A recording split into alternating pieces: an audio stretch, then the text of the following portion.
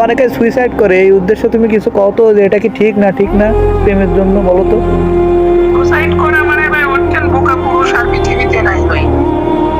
এটা বোকা। ধরেন যারা যারা সুসাইড করে ভাই, ওরা ম্যাক্সিমাম দেখবেন প্রচন্ড প্রচন্ড প্রেশার যখন আসে ভাই, চারিপাশে প্রেশার আসে, তখন তারা সুসাইডের পথটা বেছে নেয়। এটা তো ওই মানুষ সহজে ভাই মরতে চায় না ভাই। আর অনেক মেয়ের আপনার সিপাতে বিষের বোতল ধরা দেন না কে, একটু খাবেন কোন দেন খায় খায় নাকি দেখ। আমি কি জন্য খাবো বোকা চোদা? আমার কি খাইছে? ওর কথা হলো সেটাই যে কি জন্য খায়। ঠিক আছে, এটাই।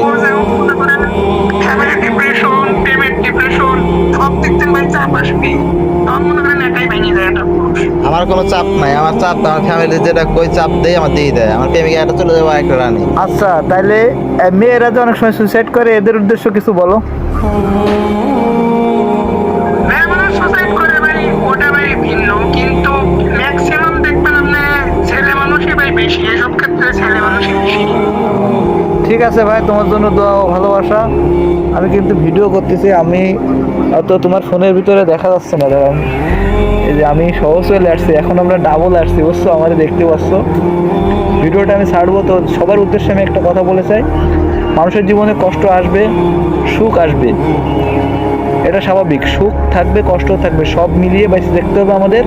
সুইসাইড কখনো করা যাবে না, সুইসাইড কোনো সমাধানের স্থান না, এটা কোনো সমাধান না।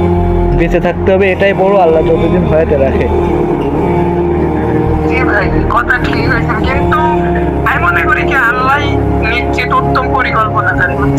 সেটাই। ঠিক আছে ভাই।